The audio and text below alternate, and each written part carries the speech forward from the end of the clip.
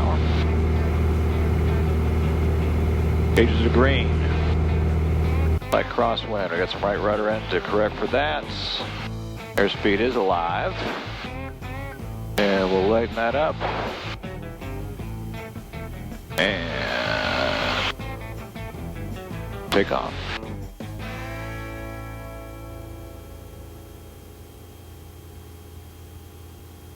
Albertville traffic, 47 Echoes up off 5, straight up departure, last call, Albertville.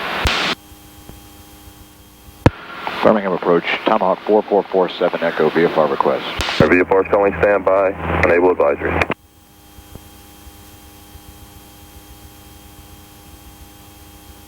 Alright, well that answers that.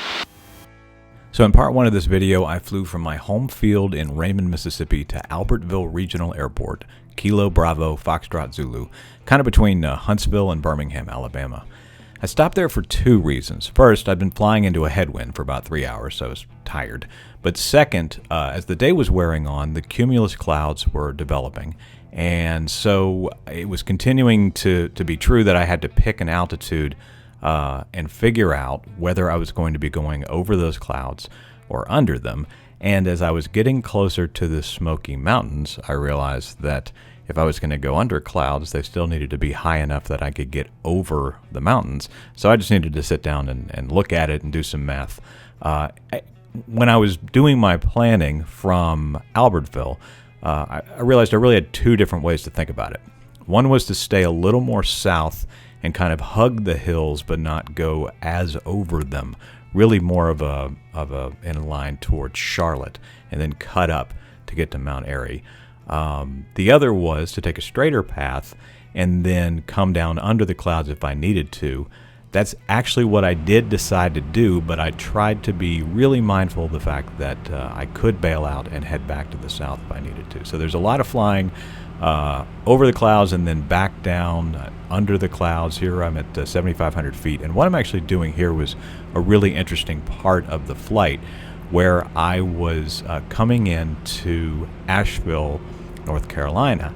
I got up with their ATC. They have a Class Charlie here and an approach, and I think I actually went over to the tower and got them to just flight follow me through their airspace and over the airport so that I could go down to just under these clouds around 6,000 feet. And once I got past this little bank of clouds, I was able to come back up to 7,500 feet and really continue the flight from there. The terrain started to even out a little bit more. I wasn't going to hit anywhere else that got as high as what I had been doing coming up to Asheville. So it kind of calmed down. I still had the headwind. I was still going, I think 85 knots over the ground was kind of the best speeds that I was seeing. But it did calm down, lots of nice pretty views, and that set me up for the end of the flight, which was starting a descent down into Mount Airy. Start the descent here in about 6 minutes. We might just call the field and drop off of flight following.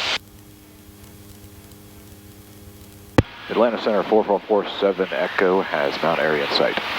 Number 4447 Echo. Looks like one aircraft about 1 mile southeast of the field, altitude getting 2,400 on verified type unknown. No other traffic between you and the field. Ready to service terminate. Squawk VFR, free change crew. Good day. Squawk VFR, change frequencies. You have a good evening. Thank you. Traffic, Tomahawk 4447 Echoes 10 miles to the west of the airfield, descending out of 6,000. We're going to overfly the field and into the downwind for 18 at Mount Airy. And Mount Airy traffic, 28 Echoes turning up, crosswind 18 Mount Airy. Fuel pump on, landing light on, indicators fixed, mixture's full rich. Prop is full forward because it can't go back. Got our switches and seat belts all set. 4,000 feet, 3 miles, 2 minutes. 500 feet per minute for 2 minutes is only another 1,000 feet, so I gotta keep going down, down, down, down, down. This looks pretty cool. Mount Airy traffic, 47 Echoes coming over the field from the west. We're gonna enter downwind for 18 at Mount Airy.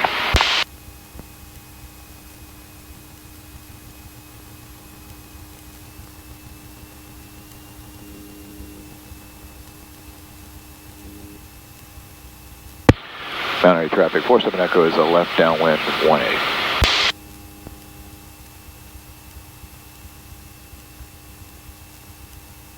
Okay.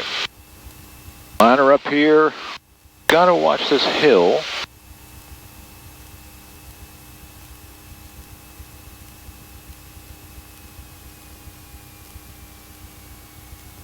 First notch of flaps. Bring it down to 2,000 feet. 1,700. Let it go down at 80.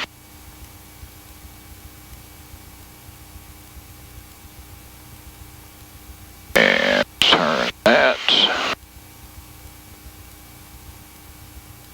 Mount Airy traffic, 47 Echoes left face 18.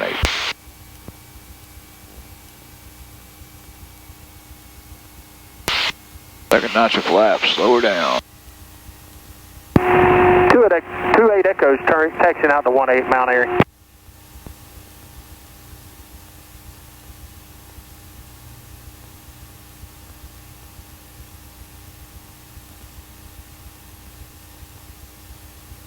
Mount Airy, 47 Echo is facing final 18, full stop.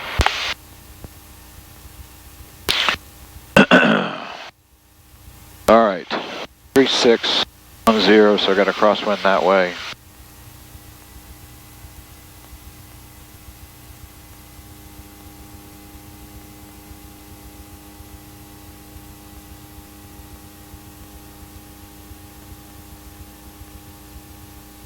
Knots.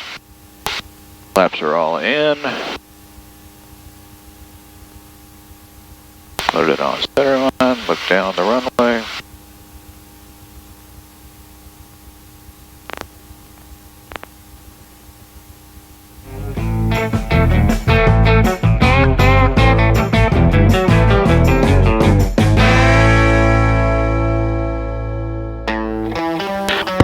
Mount Airy traffic, 4447 Echoes taking runway 36, departing straight out to the north, Mount Airy.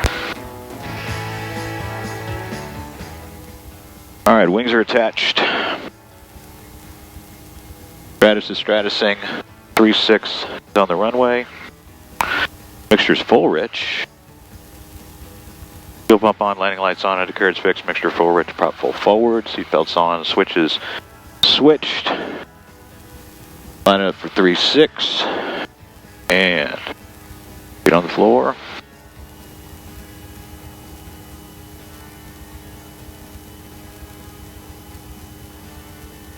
Airspeed is alive, gauges are green. And about an hour and some change later, I am up over the Potomac River, coming into St. Mary's County Regional Airport. This is a beautiful, beautiful way to get in here. It was also a little dicey because when you look at the area on a sectional, you see a lot of restricted space. Of course, we've got a lot of naval activity out here. We've got Navy base. We've got space over the Potomac that you cannot fly over. So it's kind of this corridor that I'm in, and I'm watching ADS-B because I've got a lot of planes coming back at me if they're coming out from these islands back over the Potomac. So I'm kind of wondering, what's he going to do? What's that one going to do? But anyway, so we get in here to the airport, and then the other thing that is pretty interesting about this airport is that restricted space for the Naval Air Station is right off of the the final into this runway here. So I had talked to the guy who's buying the plane from me, or who had bought the plane from me. This is his airfield, and he was kind of saying, "Could line up for the movie theater over there," which is actually up to the left a little bit, and then come in tight, and I did, so you can see how late I am here to try to get established on this final. And for my final, for my last ever landing in 4447 Echo, it was not great. It was a little rough, but who's counting, right? We had a great run. Me and the little Piper Tomahawk did a few hundred hours together. I got to 400 hours on this flight, so that was pretty remarkable to put that in the logbook, to do it with this airplane, and then to move it on to a deserving family. Younger guy's going to be learning to fly in this airplane, and then a longtime pilot will be doing some teaching and doing some traveling and enjoying it. So it was really a pleasure to pass it on. A little better maybe than it was before. Some nicer radios, nice little setup for cross country.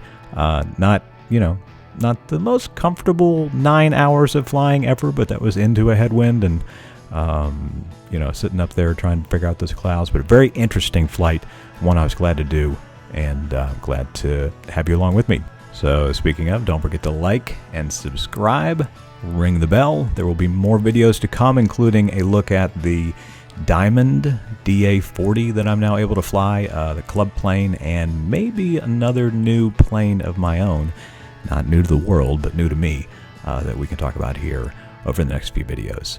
Thanks for coming along, and we'll see you soon.